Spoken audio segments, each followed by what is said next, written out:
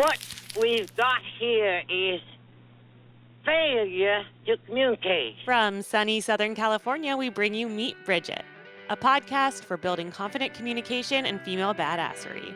We spotlight women who have bridged the gaps in their lives by building strong relationships and speaking their teenage dreams into reality.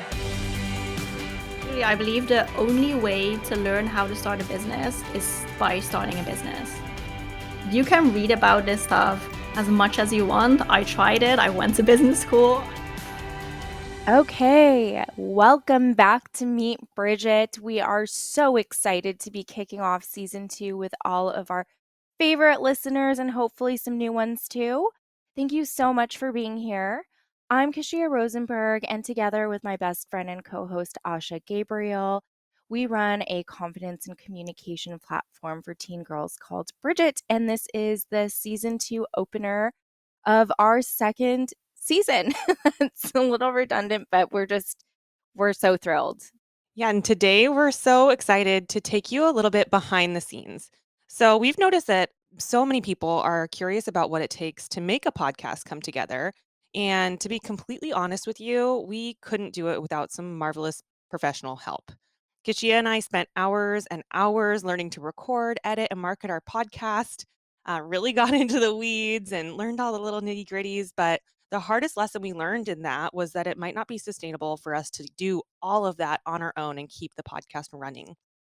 So today we're lifting the curtain while featuring another incredible female entrepreneur. Today we invite you to pull up a chair or go for a walk or commute or whatever you like to do while you're listening and to meet our podcast manager and dear friend, Anna Claessen. Anna Claessen is an entrepreneur and digital nomad. She is the founder of the Podcast Babes and Digital Nomad Stories podcast. In 2018, she finished her law degree and MBA, but she had no idea what she wanted to do for work. And she knew that she didn't want to spend 80 hours a week working at a corporate job. So she set off to travel the world and eventually created a business that she loves that provides such a valuable service to so many other budding and, experienced female entrepreneurs looking to share what they know via this wonderful medium called podcasting. So, Anna, welcome to Meet Bridget. Thank you so much for taking the time to be here with us. Yeah, thank you so much. I'm so stoked to be here. Very excited. So, you are very familiar with our podcast format and how much we love delving into youth experiences. If we want to jump right in, and share a little bit with our listeners about who you are, where you come from, because we actually work internationally with you, which is very, very fun. You get to bring in this whole different sense of creativity and a different eye with all of your world experiences. So tell us a little bit about growing up, where you're from, and a little bit about you, especially you as a young girl. Yeah, sure. So, I am from the Netherlands. I grew up in the Netherlands in the south of the country, not in Amsterdam. There is actually more to the country, not that much, but so yeah, I grew up in the south of the Netherlands. And I have two siblings. I have a sister and a brother. My brother is a year and a half younger than me, and my sister is 4 years younger. And we were, I think, pretty tight as a family. We were a really close family. Yeah, I actually had a really happy childhood. Yeah, so how is the because I know all across Europe, sometimes like the schooling systems are a little bit different than the way we do them here in the US. Like here we go to like preschool, kindergarten, and then grades 1 through 5 are usually kind of in an elementary school, and then either like a middle school and then high school is like middle school is like 6 through 8, and then high school is like 9 through 12. How does it kind of work for children in the Netherlands? Like, yeah, like what was like a day in the life of your childhood like? Did you live in the city or the country? Like, what was home life like? Yeah, so it's a little bit different. Like you said, we have kind of preschool, kindergarten, I don't know, maybe like both combined. Mhm. Where we usually go to school when we're about 4 years old, and then 4 to 6 you're in this, I don't know, like toddler class, kind of preschool-ish. There's just like the, yeah, what should I call it? Like ground school. And then after that, when you're 12 years old, you go to high school. And in high school, you have three different levels that they have. So they're already putting you in a box there. So your teacher tells you, okay, I think you should go to this level of high school. Oh, so, like, ranking you kind of, Yeah, depending on, yeah. like, your aptitude at that point?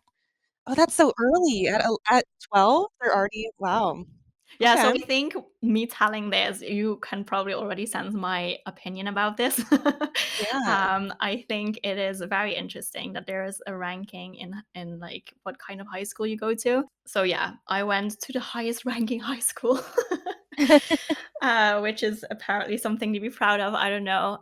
But I was already all. I mean, I was always kind of like the smart girl. I was always reading a book, and I was doing really well in school. I didn't really have to do much, and I was a little bit bored actually at school. I don't know. It was not. It was a little bit too easy. I didn't really feel challenged at all.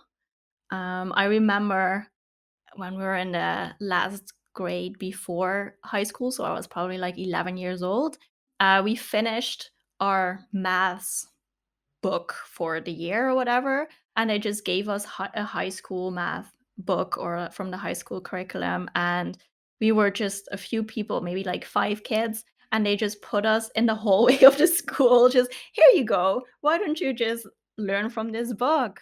You'll figure that out. I think you're Yeah, fine. good luck with this. So that's what we did for day one, and then after day one, so on day one we like worked like crazy, worked so hard. We did enough for probably the next 2 months, and then after that, we took our Game Boy to school. Oh my gosh. I think that's my childhood. That's probably the best way to describe it. Yeah, that it's like, some of these school systems just aren't really equipped to, cater to all different students at their different levels and everything, and I feel like I mean, we have different versions of that here, but, like, sometimes it's kids just have to, like, "Okay, like, this is how I'm gonna do it," at my pace, and Yeah, yeah. I mean, in school, it's just this is the box you need to fit in, and now just good luck trying to do that. Like everyone had the same homework, the same things they needed to learn in the same. I mean, and also in the same pace, like you said, just it's all the same. Everyone should be the same, and there were like 33 kids in my class or something. So it's a lot also for the teacher. I mean, they also cannot really give kids that individual attention, of course. It's so interesting. I mean, there were some similar scenarios in grade school. I remember as schools got bigger, they would move to what we call track systems, where they would take existing classes and you'd been in grades with students you'd known for several years, and then they would split them up like they did it at the time by colors. So they'd have like a red track, a green track, a blue track, and then the schedules would shift. So from that point on, anyone that you knew that was in a different color track than you never really get to spend time with them anymore. So you had to adjust the way you interacted with your peers, make new friends. And in a way, it was almost like going to a different school altogether because I mean, you were just on a totally opposite schedule. When you made the switch from grammar school to being placed in a ranking and having to go off to a different school, did you find that you experienced something similar where you had to leave friends behind, make new friends? Like, what was that adjustment like for you? I actually found it really exciting to go to a new school. I was like, oh, there's so many new people to meet. And there were a lot of people from my class who also went to the same school or to a school close by. So it was not really a problem. I didn't really, I mean, I had friends before high school, but not really like close friends, or at least not in my class.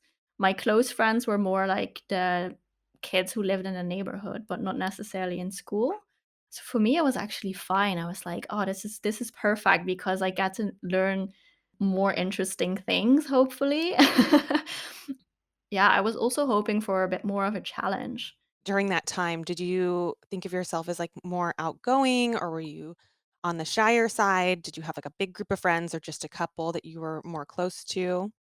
I was pretty outgoing, I think more than I actually am. I was kind of like this kid with a big mouth and wanted to be friends with everyone. And I kind of was always at least like friendly with everyone.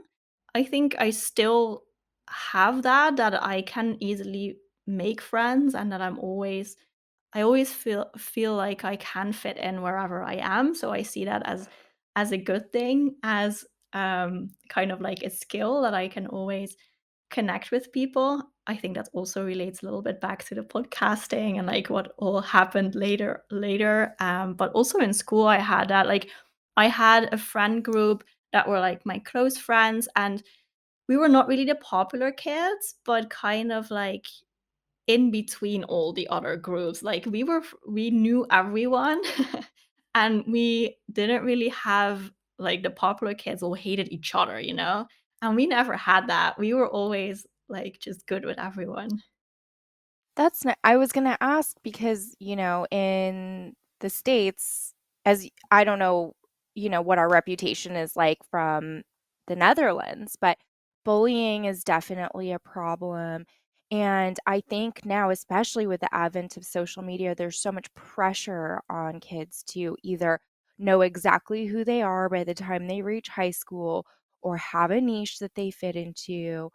I think when I was growing up, that was like when Lindsay Lohan and Paris Hilton and Britney Spears were all over the media. And so at that time, there was so much pressure to be, everyone wanted to be super, super skinny. And I talk to women my age now, and it's really interesting how insidious those messages were at the time to young women. And I'm sure, you know, anyone at that age, because there's just pressure. So, and I assume with social media, there's more of the same, just in a different way. Did you find that you experienced anything like that growing up in the Netherlands, like even being in a high school where you had close mates that weren't, and not that much bullying? Like, were there any social pressures or pressures from, what you saw on TV or the internet? Yeah, absolutely. Yeah, it's exactly like you said. Everyone wanted to be super skinny and pretty. That was exactly the same where I grew up.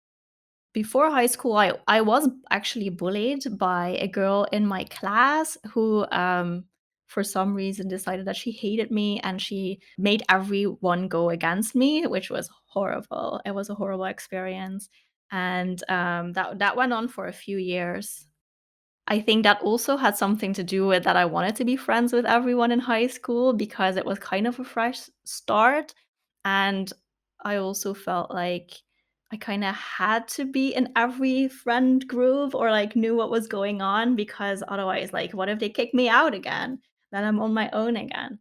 Yeah, so that was definitely a big thing in school for me, and yeah, exactly like you said, just that social pressure of oh, we all had to be pretty and skinny and wear nice clothes and like cool brands because otherwise it's stupid. Looking back, I think it's funny, but then it was so important to me. Yeah. Yeah, that might be the universal language of teenagers everywhere. I It's know. just, how do I fit in with my Feel like a lot of high achievers, especially in service industries or like talent, like a common thread that just kind of keeps itself going into their adulthood is being a people pleaser and really just like having that pressure from an early age to have everyone kind of be on their side and meet everybody's needs all at once. It's a lot of pressure, but you can see kind of the roots of it from the ways our school systems are set up, and then all of these kind of other social pressures that we face as we're teenagers. Yeah, I definitely see that. Yeah. But then there's definitely like a positive side to it too, because in your business now, it does take a certain element of being a people pleaser because you're adaptable to the different clients you bring on. You bring a lot to the table. Did you know when you were younger, like, did you have any feelings about the kind of career that you would wanna pursue? Like, did you know that, okay, I need to do something that's more flexible? Like, how early did you start feeling like, oh, I need to go in something like this direction? Yeah, when I was really little, I remember that I was writing a book. I had this little notebook and I would just sit at a corner and write a book. That is like the first memory that I have about something career related. So yeah, that was definitely something that was interesting to me. I also read a lot of books. Like books were really my thing. Then I decided, okay, I want to be a journalist. And that was my plan for a few years. And then in high school, we had these kind of like job fairs, or like that people come to the high school and they tell about the job that they have or their career. And there was also a journalist there, and I was super excited. So I went there with my parents, and it was the most boring guy ever. He worked at the newspaper, and just what he told us about his job, I was like, no thanks. I don't want to It do was that. bad example. It was so boring, and also back then, there was no blogs. I'm that old. There were no blogs. It was really writing for a newspaper or for a really cool magazine.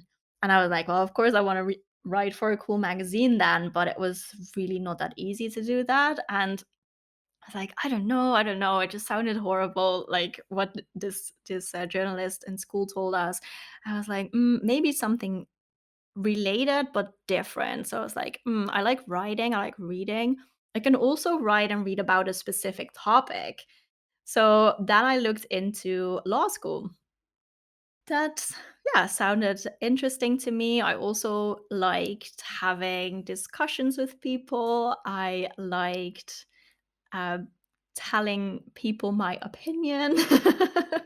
I like having my own opinion. So I was like, yeah, I think law school sounds like something for me. So then my plan was to become a lawyer.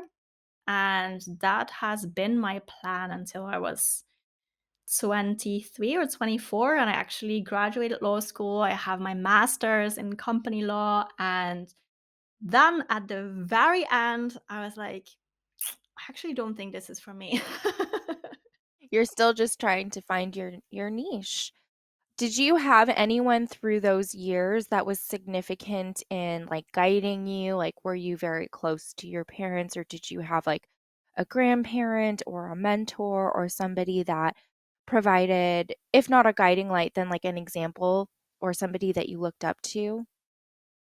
I am really close to my parents, but they have a very traditional view on work ethos and career and going to college and stuff like that.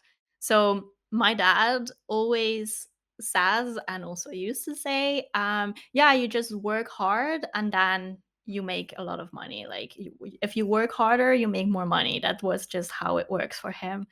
And you go to college because then you can get a good job. Um, so that's what my parents told me. And also, like, you should go to college because you can. That was also like, oh, you're smart enough, so you go to college. Like, it's not really a question, but it's just something you do, right? If the opportunity is there, then that's what you do. So that's also what I did when I finished high school. I just went straight to college, went to law school. I also, um, at the same time, did business school. They had a special track where you can do both at the same time, which is usually not possible, but they gave you a few courses that you didn't have to take because it overlapped. And they also made sure that you don't have the lectures at the same time. So it was not that much support, honestly, but like it was possible. So I was like, okay, I'll just do that because at the last moment before going to law school, I started doubting myself and my decision to do so. So I was like, oh, or business also sounds good. So that I was like, okay, I'll just do both and then I can see what I like and maybe I continue with one. But in the end, I did both. So my parents were really just like, okay, you just study hard and then you get a job.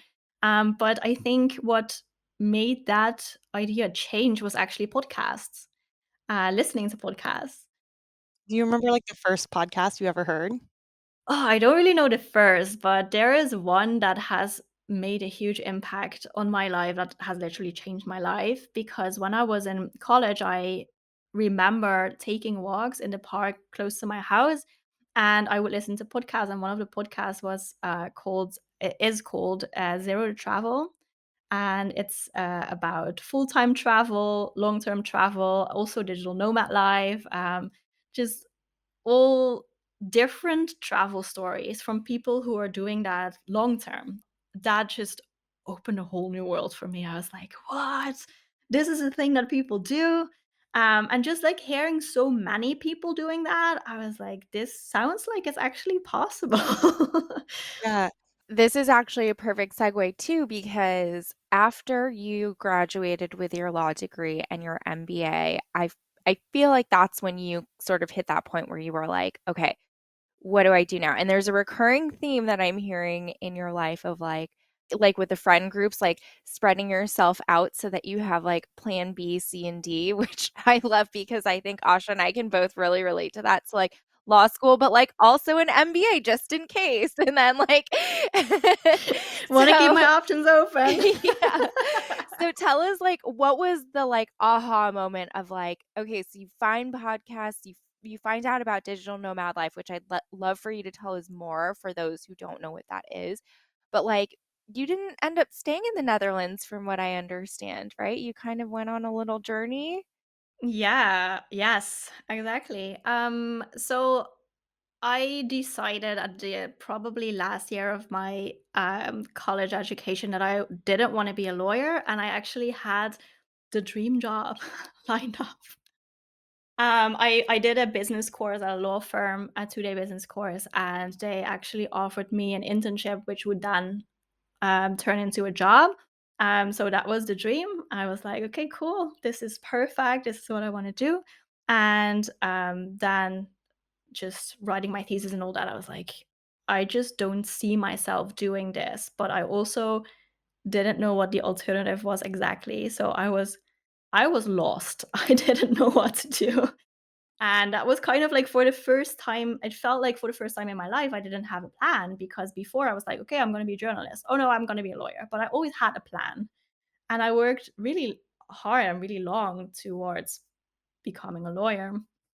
But so just letting go of this idea was like falling into a hole. I was like, okay, so what am I now? Like, who am I? Like, what is my identity? I don't know. When you decided to go to law school, had you, like, met a lawyer or, was it just, like, you heard about law school? How did you kind of because we really focus on visibility and, sometimes it's like, "Oh, okay, we meet someone that's in a profession," and then it's like, "Okay, that's what I'm gonna do," just because you can kinda see something of yourself in another person. Did you have any kind of people where it's like, "Oh, there's a lawyer," and that made me want to go to law school, or it made me realize I don't wanna be a lawyer? So going to law school, it was more that I wanted to read and write and learn more, like dive into a specific topic. And that really excited me. But then deciding I didn't want to be a lawyer was being in law school for 6 years, and just the whole vibe there was not necessarily my vibe. And I realized that really late, probably. I just adapted and I was like, okay, cool, this is me now. But at the end, I started to realize that it is not me. I just adapted to this environment. In law school, they literally also, like in our first lecture, they say, if you feel like you have any creativity in your body right now, at the end of law school, you will have zero left. Yeah, That's super sad. terrible. And you said it's 6 years? Yeah, usually it's 4 years, but I did an extra year, and then I also did business. So and I studied for 6 years in total. So yeah, 5 years of that, those vibes. And is that in addition to college? Or is that like is it like college plus your graduate degree is like 6 years, or is it you did college and then you had It's bachelor's and master's. So I did for both bachelor's and master's. So I also have my master's in business and also in law. So I had 5 years of doing it both at the same time. Then I finished law, and then the sixth year was just business. Yeah, so that was intense, and just being there around a lot of law students, but also lawyers and professors and just this whole industry.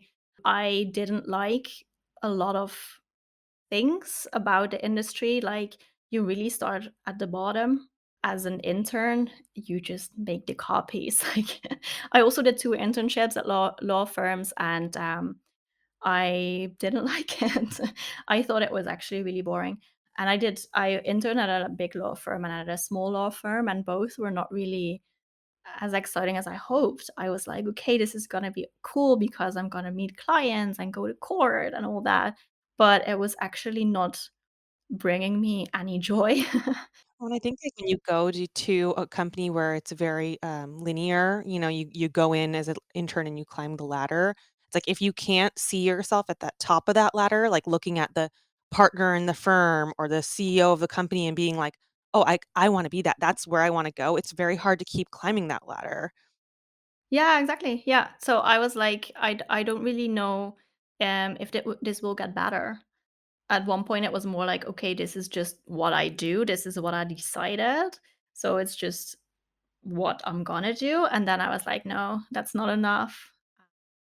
So then I, yeah, decided definitely not a lawyer. I looked into more like the business side of the things that I studied. So I have my master's in strategic management. So I was looking into basically sitting at the same table, but on the other side with all the strategy consultants. So I also actually applied for a few jobs and went to a few interviews, and then I was like, I don't know about this. So I decided, you know what I'm gonna do? I was planning to go traveling between college and my first job, anyways. I'm just gonna go. I'm just gonna travel now, and we'll see. We'll see what happens.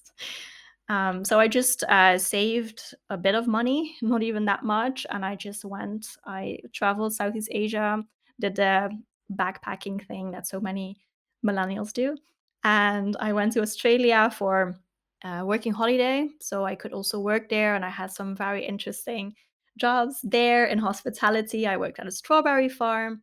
Yeah, so that was also a point that I was like, okay, this is cool, but also not sustainable. Yeah. What was your favorite odd job that you held? I think at the strawberry farm, that was really a once in a lifetime experience. Also because I'm never going back there, but also it was actually, especially at the start, it was not as bad as I thought. I actually liked being outside so much and just, yeah, I don't know, just working with my hands. I was just listening to music or podcasts, and it was actually not bad. And then I did that for like 4 months. So the first 3 months, it was all good. And then the fourth month, I was just driving myself crazy because I spent too much time with strawberries and not with people. Totally. Well, it's so interesting where it's like you go from law school where it's so heady, such like a philosophical and logical, you're in your mind all day, and then to go traveling and everything is very tangible and physical, and something like strawberry farming where it's like of the earth, you plant the seed and it gets the water and the sun and it grows, and kind of such a different experience. So you're traveling and listening to your podcasts and feeling inspired. At what point were you like, okay, what's my next move from that, like, kinda more nomadic lifestyle? So I already knew about digital nomad life, and I was like, oh, that maybe I'll do that at some point in my life, right? But first I'll just get the job, I pay off the student loan and all that. And then maybe sometime, someday I will do that. But when I was on the strawberry farm, I just realized that I had nothing to lose. So if I'm gonna take a big leap like that, then it's probably now. Now is probably the best time. I think now is actually always the best time, but especially in my case, I didn't have a house, I didn't have a significant other, I didn't have kids, I didn't even have a job. So there was literally nothing that I could lose. So I was like, yeah, let's just try it and see how it goes. And I can always go back and find the job if I have to.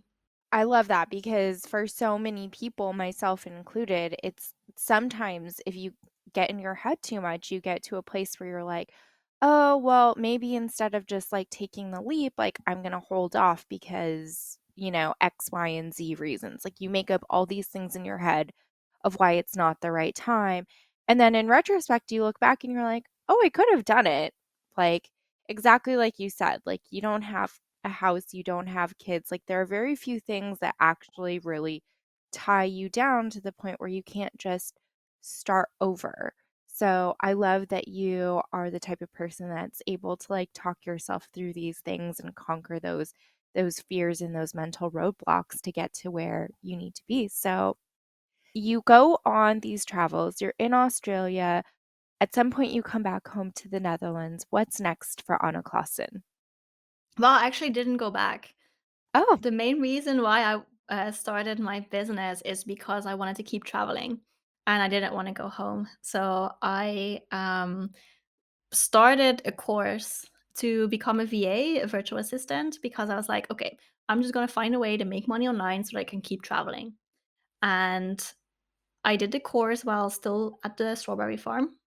It was the end of the season, so I had some more free time. So I just took my laptop and just did the course there because it was online anyway. So that was actually really cool.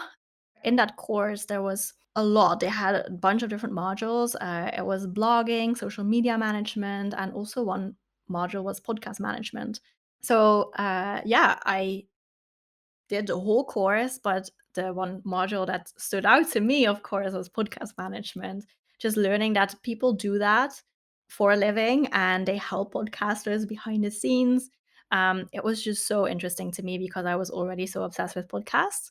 So I was like, "Oh, that sounds like the perfect thing for me." Just and the idea was just like, okay, I just need to work with clients to earn money so that I can just sustain myself while traveling. So that was just how it started. It really started small. I really started just with finding my first client, which was already a huge journey. I decided to go to Southeast Asia again, where I was already traveling before, because it's much, much more affordable to live there than in Australia. So I decided to go to Bali, and that's where I tried to find my first client. How was that? So how did you start looking? Like, how did you market yourself? And especially because I think one of the most intimidating things about starting something is like, well, what do I sell myself on? Like, how do I convince people that I can do this? So how did you kind of approach being like, all right, like this is how I'm going to sell my services, even though I haven't done them yet? It was so hard. It was, oh, the most difficult thing I did, I think. Finding this first client, it took me a good maybe 2 months, and I also had some bad experiences where one person said, "Okay, yeah, I'm gonna hire you." 2 days later, she said, "Oh, I actually found another solution." And I was heartbroken. I was like, "Oh, you were gonna be my first client." Well, and it's so hard when you're trying it's like when you're trying to get something started, any little kind of like shutdowns like that, it would be so easy to be like, okay, I shouldn't do this. Like this is the confirmation that I shouldn't do this. But what kind of just what did work? Like how did you keep going and what clicked? Yeah, so I definitely didn't do this the most efficient way at all. I didn't really market. As we tend to do when we're starting Oh something. It's yeah, I like, learned "Oh, looking so back." much. Yes, I learned so much since then. Like I just wanted a client, right? So I didn't really market myself. I didn't really make it a business. I didn't have name and logos and colors and all that. And I'm not saying that you necessarily need that when you're looking for your first client, but I didn't have that until like a year in, which meant that for me, I was always looking for the next client. And it was not really something that was sustainable, that people would just find me and think, oh, it looks interesting. But I was always the one looking for the next one. So my first client I found in a Facebook group. With the course, there was also a Facebook group included where they would have job postings. And I applied for at least 50 job postings. By the time I got like one interview, and then it was this bad experience. But I had a few applications that were kind of like well received, but also like you can probably imagine like so many people are taking this course and so many people are applying for these same job postings. So that was not easy. From one person, I got an email back Like, "Hey, I love your application. I actually picked someone else, but I told my friend about you." And she reached out to me and we set up a call and she actually became my first client. So that was really interesting how that went. And yeah, then I think it was also just through Facebook groups that I got my second client, then eventually my third. And yeah, it has grown and also changed a lot since then. So the name of the game is hustle, because I feel like when you're starting anything out, it's so difficult. Like Asha said, you have to like convince people that you are the person for the job based on having a zero-sum resume. But it happens. I mean, everyone has to get started somewhere. And so I think in the beginning, it's really just a numbers game and maybe a little bit of a head game of like telling yourself, gotta keep going until I get the first one. And I love that your first one was like it was a no that turned into a yes. So it's almost that lesson of like you never know where the first bite's going to come from. It could totally come from what you perceived as a failure in the beginning. So it's like just being consistent with like your vision and message even when you're getting shut down. It's like that could be a door that you just didn't even perceive at the beginning. Yeah, absolutely. Yeah, exactly. I think that just the power of networking and showing your own personality, I think that is how you get the first client or the first job or whatever, because there's so many people now. I'm in on the other side of this, I'm hiring for my business, right? So now I see all these applications, and the last job posting I had like, I don't know, like more than 100. So then you go through them and then you really see what people write and what works and what doesn't, because what I go for is someone who shows a personality. I'm like, oh, she sounds cool. I think I want to have a talk with her to see if she can help me. And it's not so much about what you can do, especially when you start, especially working online. Like, people can teach you, like podcast management, it's not that hard. Like, I can teach probably anyone how to do what I do, but we need to vibe. I need to trust the person that I hire. So I think when you're looking for a first client, then that's how you do that, to just show people that you're trustworthy, show people who you are, because that already builds trust. I think especially in this kind of partnership, we interviewed several podcast managers when we decided we're like, okay, we need this support. We need someone on our team that's an expert in these areas so we can focus on, our messaging and our business. So when we interviewed different people, a lot of people brought skill sets, they knew how to do it. They knew, there's a certain number of steps on the back end where you could edit the podcast, you piece it together, you get it into good format, and then you're submitting it to these distribution platforms. People knew the steps, but when we met with you, we really felt heard by you. When we talked about our message and how important it is to have our listeners feel a part of our community and understand our brand, you clicked with that. And I think that that's kind of this intangible thing when you're offering a service. Like, it really does matter for people to really feel like they're connecting with you and that they could trust you with, their message, which in podcasting is everything. Yeah, absolutely. Also, we work closely together. Like, every month, we have a call to catch up. Like, how are we doing? What's going on? We email back and forth a lot. So you have the opportunity as a business owner to have this relationship with someone you think is cool and you just vibe with. So then that's so important. It just makes your life, both of your lives, easier, I think, as when you have that client service provider relationship, that it just goes smooth and easy. And that was definitely not how it was with my first clients, but now I think, way like, with all the things I learned ever since in the last 2 years, I feel like that is definitely like such a difference. And also, it makes working with my clients, for me, much easier, but also for the client. So I know, and you've talked about it because you have your own podcast where you talk about the art of podcasting, the business of podcasting, what everything that goes into making a good podcast. It's called the Podcast Babes. It's excellent, and we listen to it all the time to get inspiration for our own podcast. So obviously, you have your own podcast. You offer services, management services. to other podcasters. You also have an online course. So it sounds like obviously you started doing the services first. At what point did you start your own podcast? And at what point did you realize that creating a course would be a way to have a sustainable income stream that would support the rest of your business? It was messy, I'll be honest. I'm not saying do this, like, don't try this at home. Um, But sometimes the creative process, not sometimes, I think the majority of the time, the creative process is very messy. And so before you dive into that, I just want to preface that with saying, like, you are a powerhouse. So the mess behind the curtain is really essential to, yeah.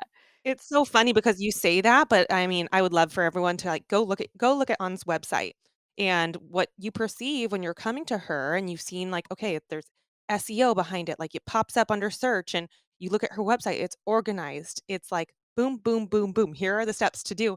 So what the product of that mess is this really, thought through, structured, clean product. So it's like that's the trade-off, I guess, that the back end was messier than, the the public result. might yeah, and that's a good thing for people to know that it's like even this polished, finished product, that doesn't mean that the process to get there was polished at all, and that's okay. Yeah, absolutely. I believe the only way to learn how to start a business is by starting a business. You can read about this stuff as much as you want. I tried it. I went to business school. I did all the things and still I had no idea. So you just have to go through this and I'll tell you my journey, but it's different for everyone. So how I started is I started freelancing. So that just meant I looked for a client and I just did all the work and yeah, I just spent my days looking at a computer screen and I just worked for clients and I was just looking for like the next client. So it was not really any sense of marketing or sales. There was not much behind it. It was just me doing the podcast management tasks, which was not ideal because I had a few cool clients, but also a few bad experiences with clients, which had completely everything to do with the way I marketed myself or like actually didn't market myself. You just attract a specific kind of client that didn't necessarily work well. So, what I had happen is I worked with one big client, actually a really big Dutch podcaster. I was so stoked about that. Like I was like, this is the opportunity. And she was promising me so much work and I could work for friends and she would, I don't know, tell everyone my name. And yeah, the promises were all there. That was actually a nightmare looking back. At first, it was really interesting. I learned a lot, but she was also not really clear in how she outsourced tasks. So she would say one thing, but then actually wanted me to do it a different thing. And she was really struggling to communicate that clearly. So for me, it was really difficult to do a good job because I wanted to do a good job so bad, but it was just not clear enough. The way she handed me projects it was not clear enough. So that was difficult. And she would sometimes also get angry because I didn't do things that she also didn't tell me to do. So that was just really difficult for both of us. And then at the start of the pandemic, so more than a year and a half ago already, so her business was she did workshops and she couldn't do workshops because lockdowns and everything. So her business, she actually had an online course, but she decided to give it away for free. And she told me, okay, well, my business took a big hit because of the pandemic. So I want you to narrow down your workload because I cannot pay you. And I was like, okay, well, I understand. I try to be flexible. I'm willing to do this, like cut my hour. Also, I worked by the hour for her, which I don't do anymore now. I work now project based, but then I work by the hour. So I said, okay, I will just cut my retainer a little bit, and I'm willing to be flexible here to help you out, of course. So okay, I did that, and I also said, well, this is temporary, right? Yeah, temporary. And then a month later, she would like literally one day before the new month, she said, okay, so I found another editor and he worked for radio. So I want him to take over editing. So I have a deal for you. You can write the show notes, and this amount of money is what I'm going to pay you. And I hope you will consider, because otherwise I have to look for another solution. And I was like, okay, well, what am I gonna do now? Like, it was like less than half than our original agreement, and also I had like 30-day cancellation policy or something in our contract. So I was like, this doesn't make sense. Like, I cannot do this. I cannot sustain myself with this amount of money that I will have left over. I don't have any new leads lined up for new clients. So I was like freaking out. So I said, well, I'm really sorry, but this is not this doesn't work for me. I really enjoy editing also. So I actually don't want to take this deal. So I understand if that means that you want to look for another person. But I just want to point out that in our contract, it says we have 30 days together. So I would love to send you the next invoice. And then 30 days from now, I can just offboard you and I can just handle the task over to the new person, no problem. And at first, she was fine.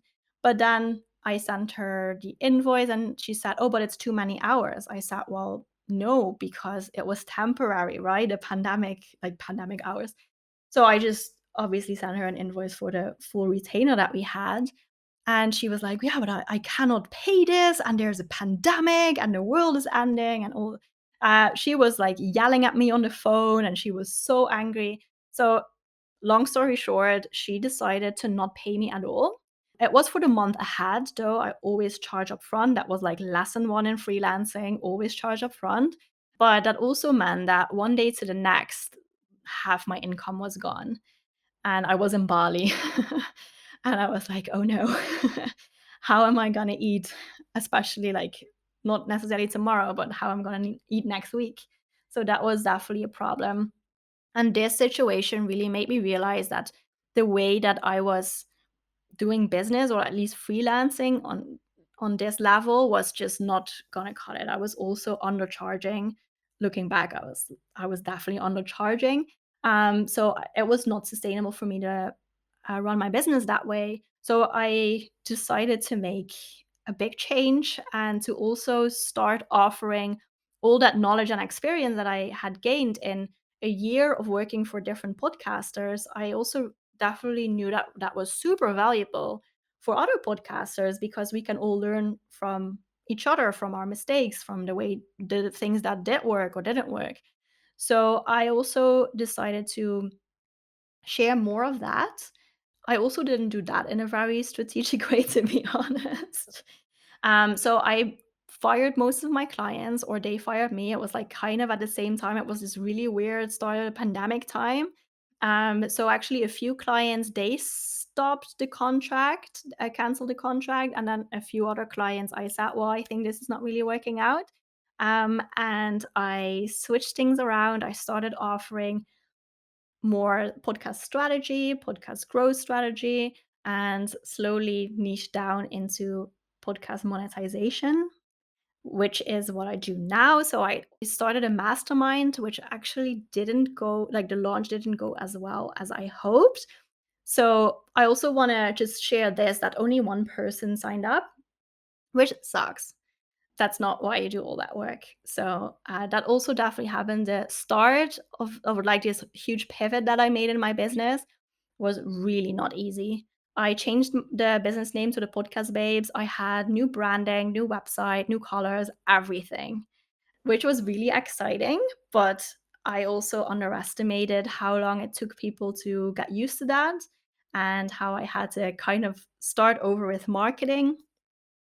So it was a really big change, and not only for me, but also for people that I had in my audience. Like by now, I had a small Instagram account and all that. And also with this huge pivot, I also decided that now is the time to start my own podcast. Finally. And I didn't do that earlier because I just felt like it had to be really good, because it's what I do, right? Like I cannot just have this messy podcast. I need a microphone, and I need to, I don't know, think about the content that I put out. I need to do all the bells and whistles, because otherwise people will be like, well, how is this your podcast when you're a podcast manager? So I made this a huge thing in my head. Eventually I'm so happy that I started it.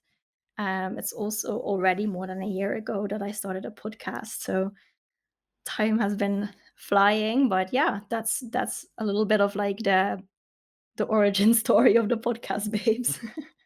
Yeah.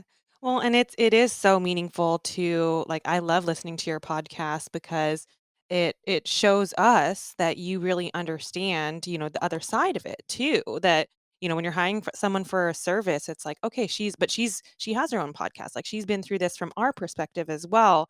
I think that that's really meaningful to people. I think it's worth mentioning that especially in podcasting or I think any kind of I think this is true in a lot of jobs in social media, media in general.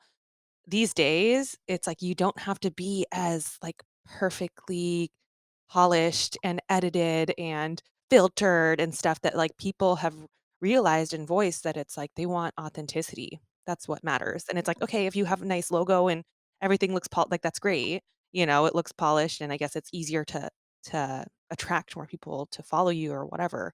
But that what really matters is like, okay, what's the clarity of your voice and your message and your commitment to your audience.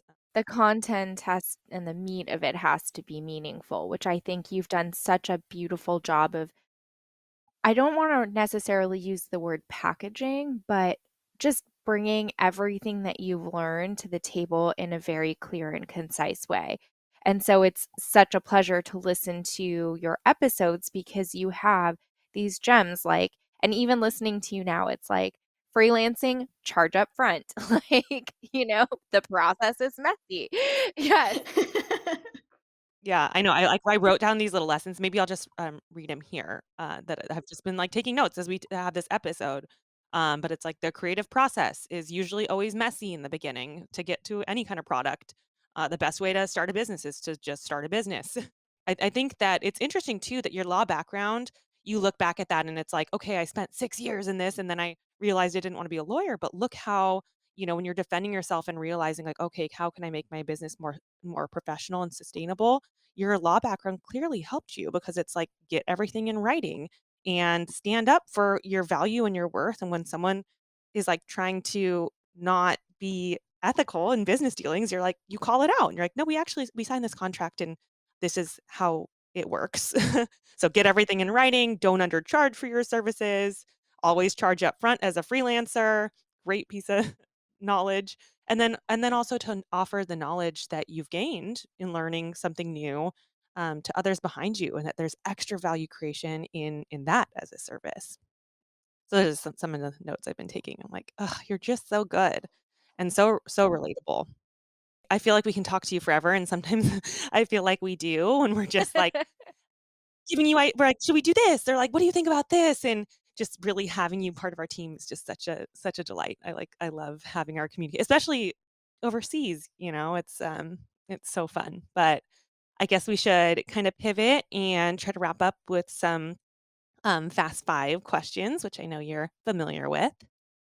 So I'll start with the first. If you could say one way, what is the best way that a podcaster can create a sustainable business? If it's one way, I would say sell your own products or services, especially courses or ebooks, anything like that works really well. It's the easiest way to and also the most profitable way. Love that. Okay. Success doesn't happen in a vacuum, as we all know. So, what are maybe one or two specific ways that you maintain relationships and establish connections with people? I feel like that's still a work in progress. I'm not the best at like keeping in touch with people, like friends and family and all that. I think in business, I automate things. So, for example, I ask my clients every month if they want to jump on a call with me to catch up and see what's going on. I automated that process recently, and it's great because I can never forget to send that email out. In business, just make it easy for yourself and automate. What do you use? What's like your program to automate something like that? Like Active campaign. we all have days, when we're just in a funk. Do you have a go-to activity to snap yourself out of just feeling yuck? I always go on a walk. It helps so much, especially going in the park or in a forest. maybe listening to a podcast, but if I'm really in a funk, then I will just have like total silence and yeah, hope that the sun shines because that always has a really positive impact on my mood. Okay. Do you have a morning or night routine that you do every day that fills you up? Yeah, I actually recently started journaling.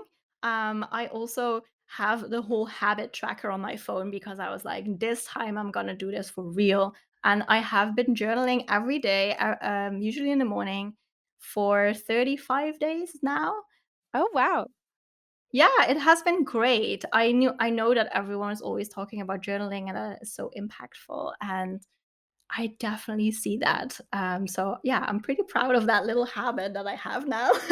Consistency is so key. And then finally, if you could pick a hype song or theme song to your life, what would it be? Oh my, that's so difficult. It's probably a Beyonce song. Well, Anna, you are such a joy to know and to work with, and you are certainly inspiring to Asha and I. We have learned so much from you. We love your communication style, which is incredibly open and transparent. And I mean, I've just learned so much even this morning from, getting to dive in and chat with you a little bit more about your creative process and hear about the way that you think and formulate your ideas and processes. And, for anyone who has not listened to your podcast, please head over to Apple or Spotify, listen to the Podcast Babes podcast. There's so many gems in there. And, check out Anna's website. We will link everything in our show notes, but you are just a wealth of knowledge and experience, and your personality shines through in everything you do. So thank you so much for being here with us this morning. Thank you so much, Kashia. Yeah, we adore you, and I'm like already looking forward to our next strategy call, and always getting your feedback and everything. So thank you for joining us. Thank you for kicking off our interviews for season 2, and we'll talk to you again soon. And that's our show. If you liked what you heard today, please like, subscribe to, follow, and share Meet Bridget with your circle. The best way to help our work here is to rate and review our podcast. We're listening and constantly working to build something helpful for you. Catch you next time. Did you have an awesome time? Did you drink awesome shooters and listen to awesome music and then just sit around and soak up each other's awesomeness?